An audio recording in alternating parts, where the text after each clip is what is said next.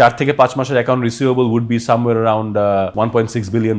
That is like 16,000 crores. 14 টাকা কিংবা 12 টাকা দিয়ে একটা $80 মিলিয়ন কে গুণ করেন, তার মানে এক বছরে প্রায় 100 থেকে 120 কোটি টাকার একটা ক্যাশ ডেফিসিট প্রতিটি 100 মেগাওয়াটের সৃষ্টি হবে। আমাদের প্রতি বছর প্রায় অলমোস্ট 8% কম্পাউন্ডেড রেটে গ্যাসের ডিমান্ড বাড়ছে, আনফর্চুনেটলি 6% কম্পাউন্ডেড গ্যাসের উত্তোলন কমছে। যে আমাদেরকে একটা ফেভারেবল পিএসসি করতে হবে, আমাদের নিজস্ব কন্ট্রোলে নিজস্ব গ্যাস থাকতে হবে।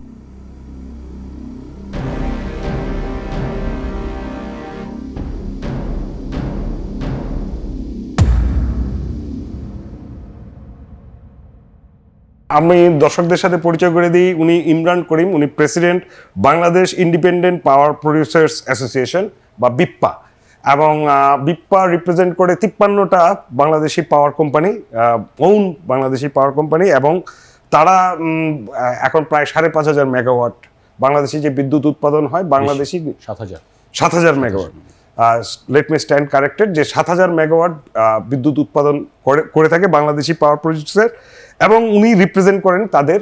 সো আজকে ওনার সাথে আমরা বাংলাদেশের পাওয়ার পরিস্থিতি এবং বাংলাদেশি যে প্রাইভেট পাওয়ার কোম্পানিগুলো আছে তারা বিল পেমেন্ট নিয়ে প্রবলেমে আছে, প্লাস সামনে কি করতে যাচ্ছে, because world wide energy crisis, বাংলাদেশেও energy crisis. Thank you Imran ভাই আমাকে সময় দেওয়ার জন্য। Let me first ask you যে আপনি পার্টিকুলারলি আপনি কনফিডেন্স পাওয়ার গ্রুপ থেকে এই কাজ করছেন, এবং আপনাদেরটা সবগুলোই হলো এইচএফও বেসড। সো এবং এইচএফও কিন্তু বাংলাদেশে আগে শুধুমাত্র পিডিবি করতো, এবং তারপরে ওই 2010-এর পর থেকে প্রাইভেট পাওয়ার কোম্পানিগুলো, আপনারা কিভাবে এঙ্গেজড হলেন? আসলে বাংলাদেশে আপনি লক্ষ্য করে থাকবেন যে এইচএফও ভিত্তিক যে বিদ্যুৎ কেন্দ্রগুলো আছে সেগুলোর মধ্যে আমার মনে হয় গুড 95 to 99%, 95 to 97% আর অ্যাকচুয়ালি পিওর লোকাল বাংলাদেশি। এর কারণটা কেন? অনেক সময় আমি পত্রিকায় দেখি যেটা মানে it comes across as a very contentious issue, why only Bangladeshi উদ্যোক্তা হিয়ার। এইচএফও কিন্তু কোলের মতো একটা ডার্টি ফিউয়েল, এবং পিডিবি এই ধরনের ডার্টি ফিউয়েলের জন্য আপনি যদি ওয়ার্ল্ড ব্যাংক, এডিবি কিংবা এই ধরনের কোনো ডেভেলপমেন্ট ব্যাংকের কাছ থেকে আপনি অর্থায়ন চান গ্যাসের মতো কিংবা রিনিউয়েবলের মতো, আপনি কিন্তু সেটার জন্য অর্থায়ন পাবেন না, যেটা আপনার কোল ভিত্তিক বিদ্যুৎ কেন্দ্র কিন্তু যেভাবে পাওয়া যায় না। আচ্ছা, এইচএফও ভিত্তিক বিদ্যুৎ কেন্দ্রের ক্ষেত্রে তাহলে চাইনিজরা ডমিনেন্ট না কেন? কারণ এইচএফওর যে মূল যেই চালিকা শক্তি, যে ইঞ্জিনগুলো, সেই ইঞ্জিনগুলো উৎপাদিত হয় ইউরোপিয়ান 3টা দেশের কাছ থেকে, 3টা ব্র্যান্ডের কাছে, MAN, ওয়াটসিলা আর রোলস রয়েস। এরা ইউরোপিয়ান, ন্যাচারালি এই যে দ্যাট ইজ ওয়াই চাইনিজদের এখানে পেডিগ্রিটা কম, এবং অর্থায়ন পেতে হলে এই সমস্ত দেশের এক্সপোর্ট ক্রেডিট এজেন্সি অথবা বাংলাদেশি কোনো ব্যাংক কিংবা মিডল ইস্টার্ন কোনো ব্যাংক যার এইচএফও বিক্রিটা ত্বরান্বিত হবে এই এইচএফও বিদ্যুৎ কেন্দ্র হওয়ার জন্য, এ সমস্ত ক্ষেত্র থেকে স্ক্রেপিং করে করে যোগ এখান থেকে কিছু, ওখান থেকে কিছু, ওখান থেকে কিছু, এভাবে নিয়ে কিছুটা লাক্সই ফাইন্যান্সিং অ্যারেঞ্জ করে কিন্তু বিদ্যুৎ কেন্দ্রগুলো করা হয়। এই ধরনের ট্রাবল পিডিবির পক্ষে নিয়ে ফাইন্যান্সিং অ্যারেঞ্জ করা পসিবল না। সিমিলারলি এই ধরনের ট্রাবল বড় বড় চাইনিজ কোম্পানিদের জন্য নিয়ে কস্ট ইফেক্টিভ হবে না। এটার প্রতিফলন আমরা দেখেছি 2012 সালে যখন এইচএফও ভিত্তিক টেন্ডারিং হয়েছিল, তখন আসলে বিদেশি কোনো খুব বেশি উদ্যোক্তা পাওয়া যায়নি প্রাইস ডিসকভারির জন্য। 2016 সালে একবার টেন্ডারিং হয়েছে প্রাইস ডিসকভারির জন্য, তখনও কিন্তু আপনার একটা মাত্র চাইনিজ উদ্যোক্তা এখানে পার্টিসিপেট করেছিল। তো এটা একটা মূল কারণ, core equipment is European, at the same time financing of this thing is very difficult. So the state only did once a large number of HFO projects by means of their own financing, 830 megawatt. 2009 থেকে 2009 সালে tender করেছিল, 2011 থেকে 13 পর্যন্ত বিভিন্ন সময় বিভিন্ন উদ্যোগ যে ইপিসি কোম্পানিরা নিয়ে এসছে। তারপর কিন্তু স্টেট মানে পিডিবি ডাইরেক্টলি নিজে আর করে নাই। They have done a few, but they have done it by means of RPCL or Northwest. They have not done it directly, who have the ability to scrape financing together. So আপনারা যে এতদিন ধরে করে আসছেন, মানে আপনারা actually in other ওয়ার্ডস যেটা বলছেন যে ইট ওয়াজ এ ভেরি আদারওয়াইজ হতোই না, ফাইন্যান্সিং ওয়াজ ভেরি ডিফিকাল্ট, আপনারা বিভিন্নভাবে করেছেন। সো এমন কি বিষয়টা হয়েছে যে এটা করে আপনারা বিপদে পড়েছেন? তা তো কি হয়েছে? না, আপনি তো ব্যবসা করার সময় তো কেউ লাভ ছাড়া ব্যবসা করবে, এটা তো অস্বাভাবিক চিন্তা। অবশ্যই, হ্যাঁ। আপনাকে আরেকটা জিনিস বলি ভাই, সেটা হচ্ছে যে বাংলাদেশে আমরা যে এইচএফও ভিত্তিক যে শুধুমাত্র ফাইন্যান্সিং একটা না, টেকনোলজি পার্সপেক্টিভেও বাংলাদেশি উদ্যোক্তারা যেই এফিসিয়েন্সিতে এইচএফও টু পাওয়ার কনভার্ট করে, এটা পৃথিবীতে কেউ করে না। আচ্ছা। We convert power at an efficiency of 45 to 46% today. জি। এটা মানে কম্বাইন্ড সাইকেল পাওয়ার প্ল্যান্টও এই ধরনের এফিসিয়েন্সি পাওয়া on a real basis is difficult. Is it because of the machines? It's a combination of machines, and we have also introduced combined cycle in engines.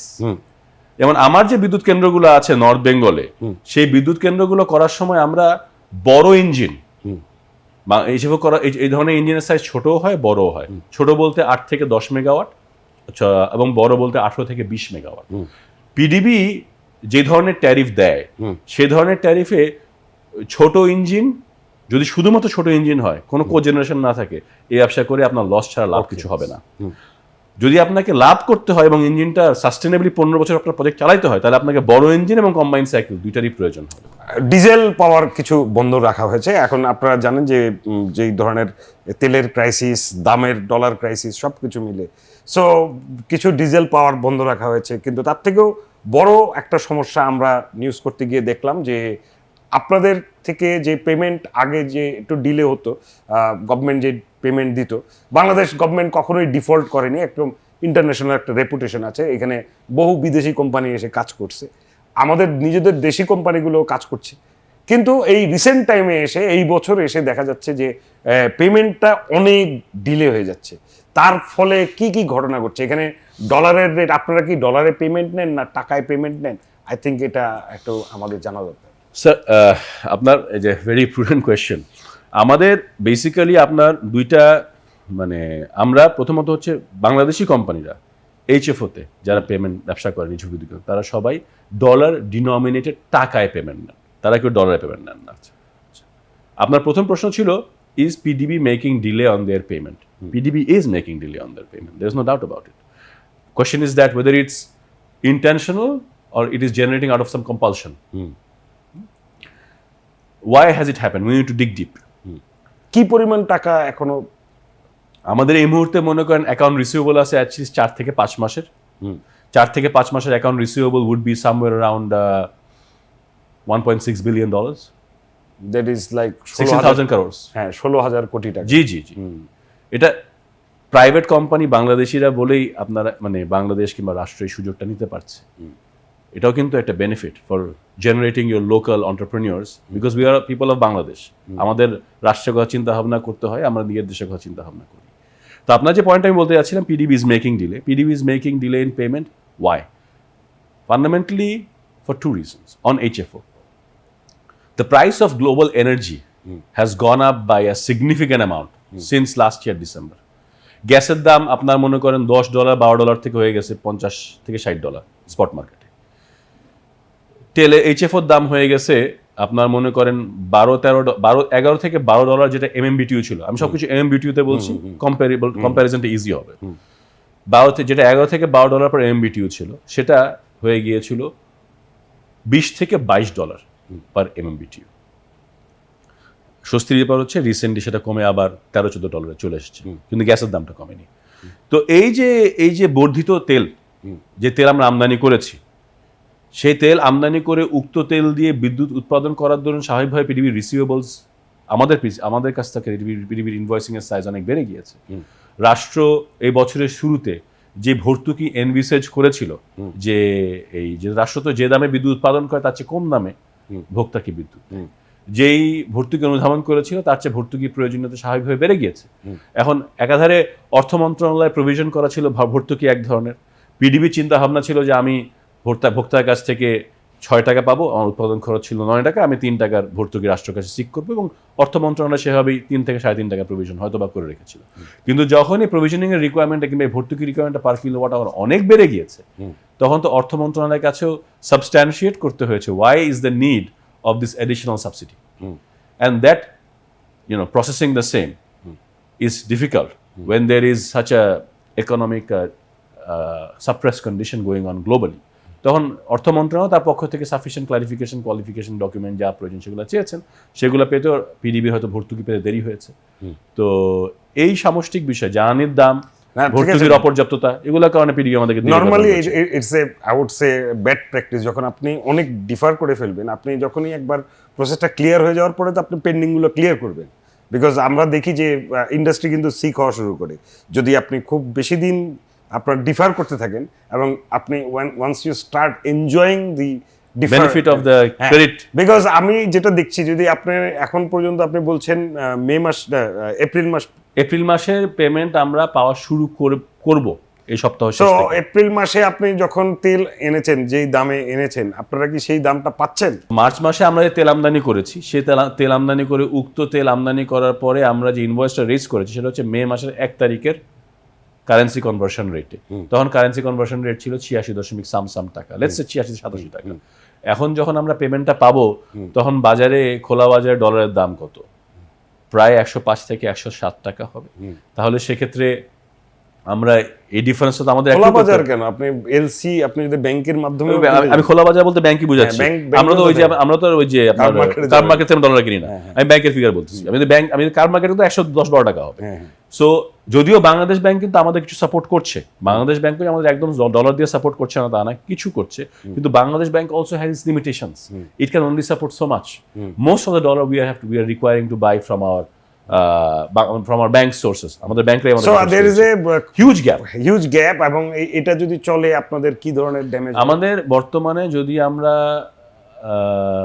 আমি মনে করেন যে generally almost প্রতি ডলারে প্রায় 12 থেকে 14 টাকা। আমি যদি পুরো জানুয়ারি মাস থেকে শুরু করে, সমস্যা জানুয়ারি মাস থেকে শুরু হয়েছে, জানুয়ারি মাসের ইনভয়েস আমরা পেয়েছি মে মাসে। তো মে মাস থেকে এই স্লাইডটা মানে এরকমই যে কি বলবো, অলমোস্ট ফ্রি ফলিং স্লাইডটা শুরু হয়েছিল, যেটা এখন কিছুটা অ্যারেস্ট হয়েছে। তো সেই স্লাইডটা শুরু হওয়ার পরে আমরা যদি একটা মিডিয়ান পজিশন নেই, 12 থেকে 14 টাকা পার ডলারে আমরা একটা ডেফিসিট দেখতে পাচ্ছি। একটা 100 মেগাওয়াট বিদ্যুৎ কেন্দ্রের অ্যানুয়াল রেভিনিউ হবে প্রায় 70 থেকে 80 মিলিয়ন ডলার। তাহলে আপনি যদি 14 টাকা কিংবা 12 টাকা দিয়ে একটা 80 মিলিয়ন ডলারকে গুণ করেন, তাহলে 100 থেকে 120 কোটি টাকা একটা ফিগার হয় 12 মাসে। তার মানে এক বছরে প্রায় 100 থেকে 120 কোটি টাকার একটা ক্যাশ ডেফিসিট প্রতিটি 100 মেগাওয়াটের সৃষ্টি হবে। এর থেকে যে আপনারা ওই যে ক্যাপাসিটি পেমেন্ট নেওয়া তো বেটার। আমরা জেনারেট না করে ক্যাপাসিটি পেমেন্ট আমরা নিলে এটা আউটেজ খাবো। আমাদের মনে করেন পিডিবির ডিমান্ড যেটা আছে, সেই ডিমান্ডের 90% সময় যদি আমরা বিদ্যুৎ দিতে না পারি, মনে করেন যা আপনি বিদ্যুতের ডিমান্ড, আমি আপনাকে কিন্তু অ্যাডভাইস করি নাই যে আপনারা ক্যাপাসিটি পেমেন্ট, আমি বললাম অ্যাজ যদি আপনারা, I am saying there's a উভয় সংকট here, there is a dilemma here. So the dilemma is that yes, there's a natural propensity to not serve the power. But then what is the problem? The problem is that the contract is very, I would say, purchaser favoring here. So আমরা যদি তাকে পৃথিবীর বিদ্যুতের যখন চাহিদা, সেই চাহিদার 90% সময় যদি পৃথিবীকে বিদ্যুৎ না দেই, তাহলে পৃথিবী আমাদেরকে আউটেজ এলডি করবে। সেই এলডির পরিমাণ খুবই সিভিয়ার। সো মানে we are caught between a hard place and what is the solution? মানে আপনারা তো ধরেন লস খেয়ে তো আর ব্যবসা করতে পারেন, আর পিডিবি যদি এটা টাইমলি দিয়ে থাকার পরে আপনারা অন্য কারণে লস খেতেন, তাহলে আমার এই প্রশ্নটা করারও কিছু ছিল না। এখানে যেটা আমরা যে সলিউশনটা এখন পিডিবি কে সাজেস্ট করছি সেটা হচ্ছে there is something called true up in the contract. This is what true up is, that যে আপনি যে সময় ইনভয়েসটা করলেন, যেহেতু আমরা টাকা ডলার ডিনোমিনেটেড টাকায় পেমেন্ট নিচ্ছি, যারা ডলারে পেমেন্ট নিচ্ছে তাদের কিন্তু প্রবলেমটা হবে না। এক্ষেত্রে বলা জরুরি যে বৈদেশিক উদ্যোক্তার অধিকাংশ সবাই ডলারে পেমেন্ট না। আমরা বাঙালি উদ্যোক্তা যারা আছি তারাই আমরা রাষ্ট্রের ডলারকে কিছুটা সাশ্রয় দেওয়ার জন্য আমরা ডলার ডিনোমিনেটেড টাকায় পেমেন্ট নিই। সব না অলমোস্ট এইচএফ এর ক্ষেত্রে প্রায় অলমোস্ট আপনি বর্তমানে 70% এইচএফ ধরতে পারেন, 70-75% এইচএফ ধরতে পারেন। এবং গ্যাসের ক্ষেত্রে ডলারে গ্যাসের ক্ষেত্রে সব ডলারে। পাস থ্রুর আওতায় যে ট্রু আপ, সেই ট্রু আপের মাধ্যমে যে প্রভিশনটা হবে সেটা হচ্ছে যে আমরা যেদিন ইনভয়েস করলাম সেদিন ডলারের রেট ছিল ধরেন 86 টাকা। যেদিন পিডিবি যেহেতু আমাদের দেরি করে পেমেন্ট করছে, সেদিন মনে করেন ডলারের রেট হয়েছে বাংলাদেশ ব্যাংকের পার্সপেক্টিভে 95 টাকা। তাহলে পিডিবি আমাকে প্রতি ডলারের জন্য এই 10 কিংবা 11 টাকার ডিফারেন্সটা পেমেন্ট করবে। এবং still in Bangladesh bank's rate. আমি যদি ওইটা ওই যে আপনারা জানেন যে বাংলাদেশ ব্যাংকের রেটের সঙ্গে খোলা বাজারে এখনো প্রায় 10-12 টাকা পার্থক্য, সেটা কিন্তু আমাদের পকেট থেকে যাবে। সেটা এই ব্লিডিং অ্যারেস্ট করার কোনো মেকানিজম কন্ট্রাক্টের নাই এবং আমরা পাবো না। তাহলে সেক্ষেত্রে আমি কিছুক্ষণ আগে আপনার একটা কথা বলছিলাম যে প্রতিটা 100 মেগাওয়াটের প্রায় 100 থেকে 120 কোটি টাকা লস হবে।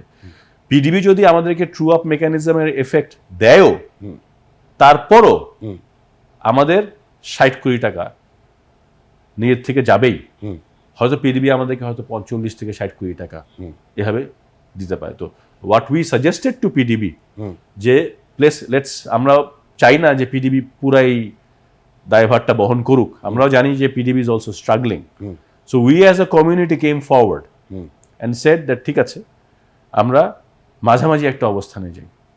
আপনি যদি ওই যেটা আমি বললাম কিছুক্ষণ আগে, যে বিসি সেলিং রেট পর্যন্ত আপনি আমাকে দেন, এবং বাকি যে বিলিংটা আমার হয়েছে, যদিও it can be documented, it can be proven, because এটা তো ব্যাংক আমাকে একটা ইনভয়েস দিয়েছে, সেই ইনভয়েসের আওতায় কত টাকা দিয়েছে আমি দেখেছি, এবং পাস টু এলিমেন্টটা যদি ট্রুয়েস্ট এফিকেসি যদি আমরা রিফ্লেক্ট করতে চাই, তাহলে সেই দিনেরটাই দেওয়ার কথা। কিন্তু সেটা আপনি পারবেন না। আমরা আপনাকে মানে বাংলাদেশি হিসেবে, বাংলাদেশি উদ্যোক্তা হিসেবে আমরা চাই যে এই জিনিসটা আমরা we want to share this responsibility for the state and for our people. So এটাকে নিয়ে কি গভর্নমেন্টের সিদ্ধান্ত কি?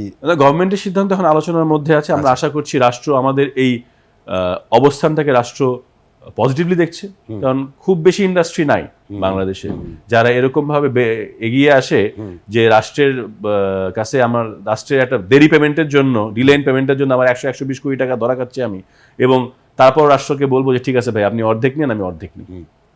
এই ধরনের ঘটনা ঘটে না। এবং এটা কি এটার ধরেন এটার মাধ্যমে কি কিছুটা রেগুলারাইজড হয়ে আসবে বিল? আমরা আশা করি, আমরা আশা করি যে এই মেথডটা যখন এফেক্টেড হবে, আমরা আশা করি যে যেহেতু আপনাকে আমি কিছুক্ষণ আগেই বলেছি তেলের দামের মধ্যে একটা নিম্নমুখী প্রভাব চলে এসেছে, এবং আমরা আশা করি তেলের দামটা এই জায়গাটাতে স্থিতিশীল থাকবে।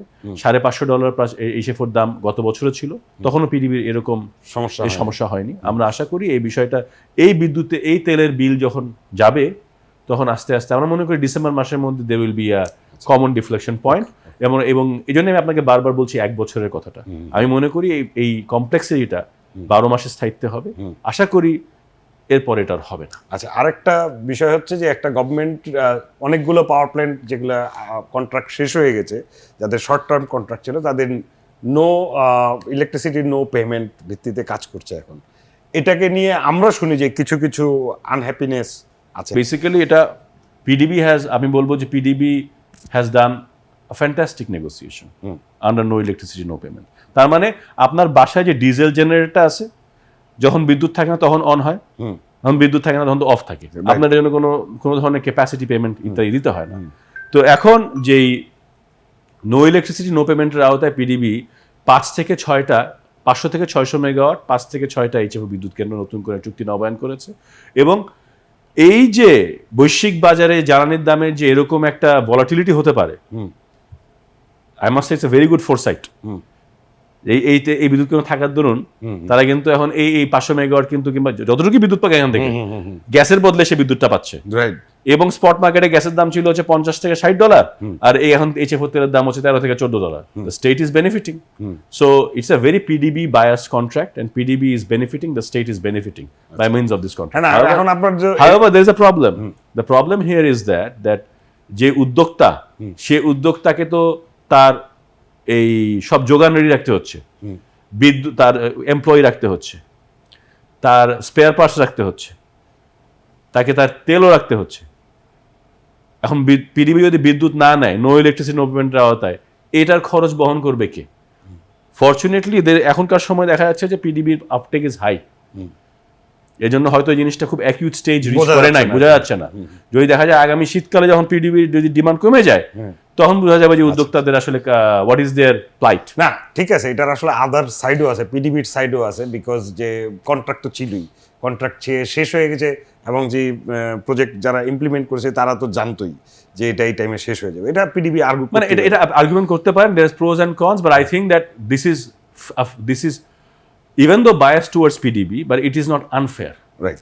তো আমরা আরেকটা জিনিসে যাই যে আপনারা আজকে সেই 90-এর শেষ দশক সাইড থেকে, শেষ ভাগ থেকে বাংলাদেশের নিজস্ব পাওয়ার প্রডিউসার অনেক হয়েছে, অনেক ইভলভ করেছে, কিন্তু আমরা মানে নেক্সট যে ইনভেস্টমেন্ট পাওয়ার সেক্টরে, এনার্জি সেক্টরে, সেটা আমরা এখনো দেখি নাই। আমরা এইচএফও গ্যাস ভিত্তিক, আর রিসেন্টলি একটা হলো কয়েকটা কোল পাওয়ার প্রজেক্ট, তার মধ্যে একটাও আসেনি, বাট যেটা চিটাগাংয়ের বাঁশখালী পাওয়ার প্রজেক্টের কোল একটা আসছে, that would be the first pure private sector coal project. যদিও আমরা খুব কোলটাকে ডার্টি এনার্জি মনে করি, বাট আপনাদের বিপার সাইড থেকে আপনারা একটা বিশাল স্ট্রেংথ, কিন্তু আপনারা বিশাল অভিজ্ঞতা হয়ে গেছে, আপনাদের ডাইভার্স অভিজ্ঞতা, আপনাদের সাথে অনেক এক্সপিরিয়েন্স এবং অনেক ধরনের মানুষ আছে, অনেক ইনভেস্টেড। আপনারা তো এই বছরে যে ঘটনাটা ঘটলো, এটার থেকে আমরা একটা জিনিস শিখলাম যে we became too dependent on imported fuel. আমরা এখান থেকে আপনাদের সাইড থেকে কি থিঙ্কিং প্রসেস, যে সামনে আপনারা কি ধরনের জিনিস করতে পারেন? ফিলোসফিক্যালি উত্তর দিই একটু। আপেলের দাম ইন্ডিয়াতে যদি 2 টাকা হয় আর বাংলাদেশে যদি আপেলের উৎপাদন খরচ 10 টাকা হয়, আপনি better of buying apple from India, right? ঠিক না? গ্লোবালাইজেশনের এই যুগে যে কোনো কমোডিটি প্রোডাক্ট যেটার দাম যদি যে দেশে উৎপাদন খরচ কম হবে সবাই সেখান থেকে কিনে, তা না হলে তো সমস্ত মাইক্রোচিপের শর্টেজ যেটা এখন যে হচ্ছে গ্লোবালি, সব তো চায়নার কারণে বলেন, তাইওয়ান ইয়ে করার কারণে, সেটা তো সব তো আমেরিকাতে হওয়া উচিত ছিল। Maximum consumer of this chip is Europe and America, right? They will migrate some, but they will not migrate all, because the efficiency of cost cannot be, আপনি এটাকে ফেলে দিতে পারেন না। আমরা গ্যাস তেলের ক্ষেত্রে মানে আমাদের মূল নিজস্ব জ্বালানি কি আছে? গ্যাস এবং দিনাজপুরের সাইডে কিছু কয়লা আছে। কয়লা নিয়ে পরে কথা বলি, কারণ কয়লা তো আসলে আমরা উত্তোলন করবো কিনা, সেখানে ওইখানে কি হবে না হবে এটা নিয়ে আসলে এমন স্টাডি করা নাই, আমি সাইডে সাহেব পড়ি নাই। যদিও আমি শুনেছি এখানে দিনাজপুরে ওখানে যে কয়লাটি আছে সেটা প্রায় 40 TCF গ্যাসের ইকুইভ্যালেন্ট এনার্জি ভ্যালু কয়লা ওখানে আছে। এখন রাষ্ট্রের উত্তোলন করবে কিনা রাষ্ট্রীয় সিদ্ধান্ত, এটার সঙ্গে অন্যান্য অনেক কিছু জড়িত। গ্যাসের বিভাগটা আমি স্পেসিফিক্যালি বলতে পারি, গ্যাসে এখন আমাদের টোটাল উৎপাদন 10 TCF, আমাদের এখন টোটাল উৎপাদন না, আমাদের এখন টোটাল উৎপাদন মানে বাকি আছে হচ্ছে 10 থেকে 11 TCF। আমাদের একদম পিকে ছিল 17 TCF, আমরা 7 TCF কনজিউম করেছি। এখন আমাদের ডেইলি উৎপাদন হচ্ছে গিয়ে অ্যাবাউট 2200 MMCFD, এবং আমরা আমদানি করছি লং টার্ম চুক্তির আওতায় 500 থেকে 550 MMCFD। এই তো, যদিও আমাদের গ্যাসের রিয়েল ডিমান্ড হচ্ছে প্রায় 4000 MMCFD, 4200 MMCFD per day to day, and 2030 this is expected to be around 6000 MMCFD, right, if not more. Then what is the 6000 MMCFD মানে হচ্ছে গিয়ে আপনার মানে রাফলি অ্যাবাউট মানে আমি যদি 2700 MMCFD 3000 MMCFD কে আমি যদি টনে কনভার্ট করি, ইটস 24 মিলিয়ন টনস। তো আমি যদি 6000 MMCFD gas টনে 24 million tons per ইয়ার, আর আমি যদি 6000 MMCFD গ্যাসের কোন যেতে কনভার্ট করি, সাব জাস্ট ইজিলি ডাবলের কাছাকাছি হবে। So let's say about 45 million tons per year গ্যাসের পরিমাণ প্রয়োজন হবে আমাদের। এবং আমাদের প্রতি বছর প্রায় অলমোস্ট 8% কম্পাউন্ডেড রেটে গ্যাসের ডিমান্ড বাড়ছে। আনফরচুনেটলি 6% কম্পাউন্ডেড গ্যাসের উত্তোলন কমছে। We are seeing a huge deficit. Now আপনার এখন অনেকে মনে করতে পারে যে আমরা নিজস্ব গ্যাস উত্তোলন করলে আসলে তো এটা হয়তো সাপোর্ট করতে পারতাম, এখন মনে করছেন, যেহেতু আপনার লং টার্ম চুক্তিগুলো করা হয় নাই। যদি 2014 সালে 15 সালের কথা বলি, তখন যখন গ্যাসের দাম বৈশ্বিক বাজারে ছিল $5 per MMBTU, $6 per MMBTU, তখন কিন্তু এটা বলেন নাই। তখন $5 কিংবা $6 per MMBTU তো আমরা যে উৎপাদন করতাম একটা কষ্ট আছে, we have to pay that cost. আমরা যে এখন যে $1 per $2 per MMBTU যেটা বলতেছি, এটা তো মানে ইট ইজ মানে this is not the real price in the market, this is what the government is. মানে আমাদের অনেক আগে বঙ্গবন্ধু 1975 সালে ওই যে মানে 1974 সালে উনি কিনে গিয়েছিলেন শ্রীলঙ্কার কাছ থেকে, সেটা বেনিফিট নিয়ে আমরা we bought it so early and it's so cheap now, that's why we can give this kind of prices. But if you are doing, আপনি যদি শেভরনের গ্যাসও চিন্তা করেন, সেটাও খুব চিপ হয়, কারণ এটা যেহেতু পিএসসির আওতায়, এবং সেই পিএসসি হয়েছে 90s এ, এবং এটার মেজরিটি অংশ কিন্তু পেট্রোবাংলা পাচ্ছে ফ্রি গ্যাস হিসেবে। Because of content. But do you assume the same PSC would support your needs in 2013-14? Even আপনি যদি পিএসসির কথাই আসেন, যে আমাদের যে ডিপসিতে যে এক্সপ্লোরেশন করে লাস্ট যে ভালো প্রসপেক্ট ছিল কনকো ফিলিপস, তারা পিএসসিটাকে চেঞ্জ করা চেয়েছিল, গভর্নমেন্ট রাজি হয়নি। তখন রাজি হয়নি হয়তো অনেক ধরনের জিওপলিটিক্যাল কারণে, বাট মেবি ওই পিএসসি এখনকার যে সিচুয়েশন, তাতে মনে হয় কোনোভাবে বাবা যদি কিছু রাজি হইলেই হইতো, কোনোভাবে হইলেই হইতো। এখন মনে হয় এখন মানে বিষয়টা হচ্ছে, যখন আপনি গ্লোবালাইজেশনের যুগে একটা ব্যাপার থাকে, আপনি যখন কম দামে কিছু পাবেন, তখন আপনাকে একটা বাফার বিল্ড আপ করে রাখতে হবে, যেন এই ধরনের আনফোরসিন সিচুয়েশন যখন হবে, তখন যেন আপনি সেটা দিয়ে সাপোর্ট করতে পারেন আপনার ইমিডিয়েট নিডটা। এখন দেখার বিষয় হচ্ছে আমরা যেই দামে গ্যাস কিনেছি, পার্টিকুলারলি অনেক কম দামে আমরা গ্যাস কিনেছি 2019, 20, 21 সালে এলএনজির কথা বলতেছি। হ্যাঁ, তো তখন আমরা যদি এখন সেটা যে দামে কিনছিলাম, তখন তো লং টার্ম চুক্তি দেখা যায়, লং টার্ম চুক্তি চেতে spot market was cheaper. That's why we did not do long term চুক্তি। এখন হাইন্ডসাইডে বলতে পারি তখন লং টার্ম চুক্তি করা বেটার ছিল, তাহলে তো আমরা এখন $15 MMBTU গ্যাস পাইতাম। তখন তো বলতেন $15 MMBTU gas versus $5 spot. That was also consideration. The point is that did we build a sufficient amount of financial buffer so we can overcome this situation that we are facing today? We have to see that math, and then we have to decide whether it was the right call or wrong call. Going forward, now we have to also consider certain things. What are these things? 2026-27 সালে কিন্তু পৃথিবীতে প্রায় আবার আপনার almost 180 million টনসের নতুন liquefaction capacity আসতেছে। 180 million metric টনের নতুন লিকুইফ্যাকশন ক্যাপাসিটি আসতেছে। পৃথিবীতে total demand of gas right now is about 425 million metric ton per ইয়ার।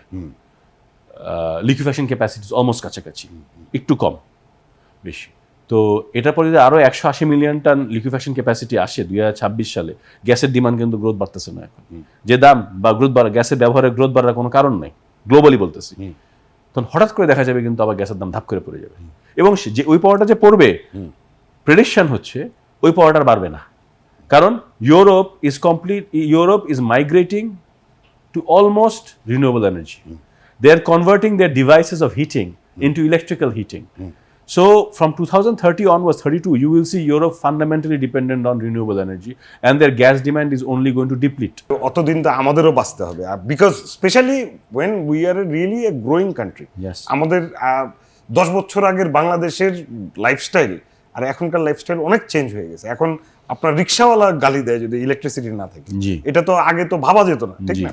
তো সবই চেঞ্জ হয়েছে, এবং maybe the shift to renewable is something that we should also consider, because একটা পার্ট আজকে যেই পার্টটা হলো ইয়েতে বন্ধ রাখা হয়েছে, এই যে ডিজেল, গভর্নমেন্টের কিন্তু 2011-12 সাল থেকে সেই পরিমাণ বিদ্যুতেরই কিন্তু আপনার রিনিউয়েবলে আসার কথা ছিল, কিন্তু আনফরচুনেটলি কোম্পানিগুলোকে দেওয়া হয়েছে। তারা can I interject and tell you why the renewable did not happen, and also my position on gas contracts? Of course it is a very sweet decision right now, খুব ভালো হবে, মানে দেখতে খুব ভালো লাগবে যে আমরা আজকে একটা ডিপসিতে একটা কন্ট্রাক্ট করলাম, ফেভারেবল পিএসসি দিলাম, ConocoPhillips or someone equivalent came and all. When would this gas come for use in usable condition? 8 to 10 years away. 8 to 10 এখন থেকে এখন করলে তো তাই হবে। আমি আপনাকে বলবো যে আমাদের ফেভারেবল পিএসসি চুক্তির আওতায় গ্যাসের কন্ট্রাক্ট করতে হবে, বাট আমি বলছি যে পজিটিভ নিউজ হচ্ছে যে গ্যাসের দাম তখন বৈশ্বিক বাজারে এমনি কম থাকবে, খুব বেশি থাকবে না। আমাদের জিনিসটা আছে কি, যেই কারণে গভর্নমেন্ট কিন্তু অনেক ডাইভার্সিফাই করছিল। গভর্নমেন্ট কিন্তু কখনো এইটা ভাবে নাই যে এই ধরনের একটা ওয়ার হলো, কারণ ওয়ার তো এর ভিতরে আরো হয়েছে, আপনার আফগানিস্তান ওয়ার হয়েছে, ইরাক ওয়ার হয়েছে, আমাদের তো কোনো আসা যায়নি।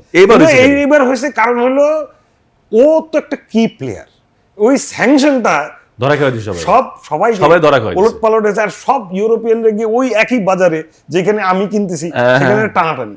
তো এখানে আমাদের জন্য শিক্ষা হইতেছে যে আমরা কিছুটা আমাদের নিজস্ব জ্বালানি লাগবে, কিছুটা। আমার বেসিক্যালি যদি আমার নিজস্ব দাম বেশিও হয়, ফর এক্সাম্পল নিজস্ব উৎপাদনের দাম যদি বেশিও হয়, আমার সাস্টেইনেবল ডেভেলপমেন্ট সাপোর্ট করতে হইলে I must have protection.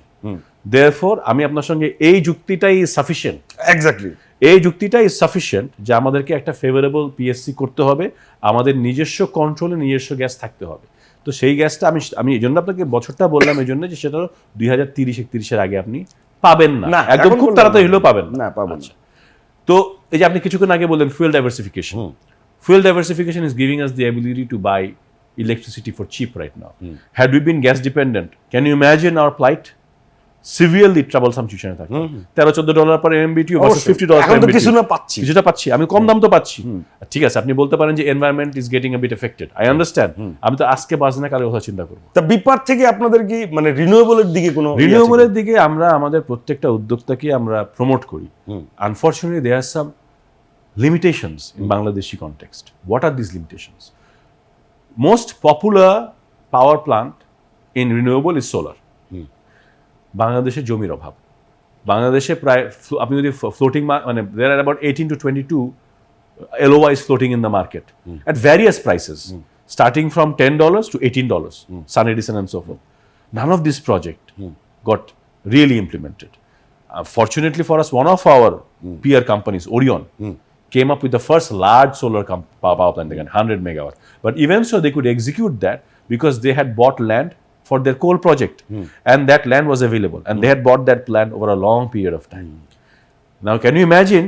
But আমরা কয়েকদিন আগে টিভিএস থেকে একটা স্টোরি করেছি যে বাংলাদেশের প্রথম লার্জ মানে কম্পারেটিভলি লার্জ উইন্ড পাওয়ার হচ্ছে তারা এই নভেম্বর ডিসেম্বরে চালু করবে 60 মেগাওয়াট। 60 মেগাওয়াট, জি হ্যাঁ, অ্যান্ড ওইখানেই কিন্তু আমরা জানলাম যে কোস্টাল বেল্টে একটা ভালো প্রসপেক্ট আছে।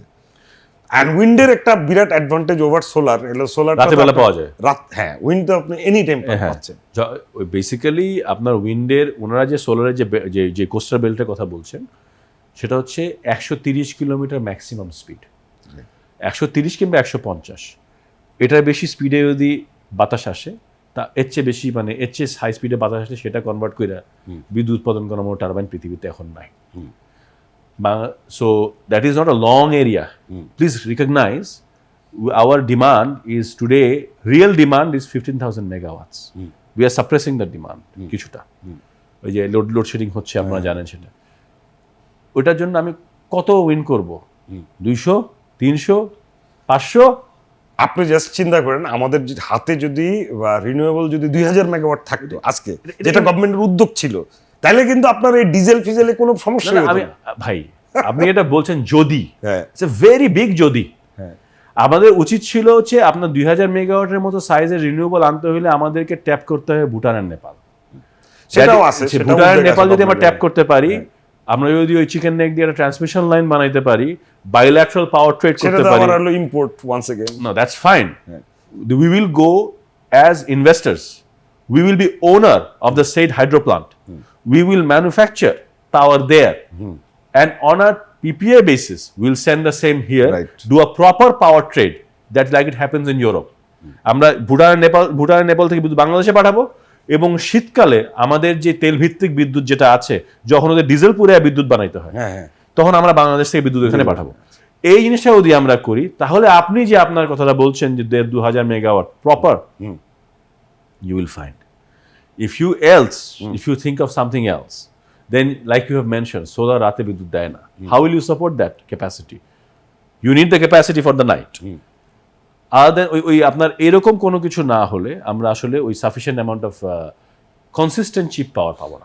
আপনার যেটা সোলার যেটা করতে পারে, সোলারের সাপোর্টটা থাকলে দিনের বেলার সাপোর্টটা আপনার তেলেরটা পুরানো রাতের পুরানো, তখন তো এই অ্যাডভান্টেজটা কখন নিতে পারবেন? 2014 সাল, 33-34 সালের পরে।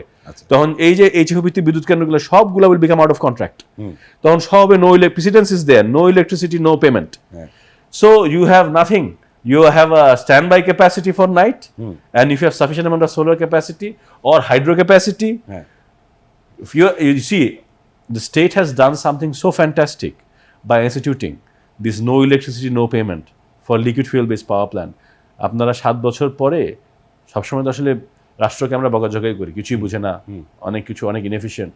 The contract that they have done will generate such magnificent precedents. The state and the people, if they can realize, they will give a lot of bauba to the government post 2034. তো ইমরান ভাই মানে প্রচুর সময় নিয়ে ফেলছে, আমি বুঝতে পারি নাই।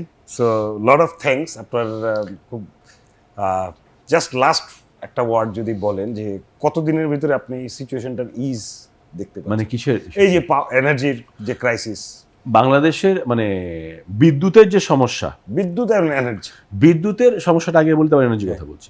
বিদ্যুতের সমস্যা যেহেতু আমি বলেছি তেলের দাম অনেক কমে গিয়েছে, এবং আগামী বছরের প্রথম কোয়ার্টার কিংবা তার সেকেন্ড কোয়ার্টারের মধ্যে আপনার কয়লা ভিত্তিক বিদ্যুৎ কেন্দ্র, বড় বড় কয়লা ভিত্তিক বিদ্যুৎ কেন্দ্র আসতেছে। আমার মনে হয় আমরা we have seen the worst in terms of power and volatile costs pertaining to power. We have seen the worst. So will be next year.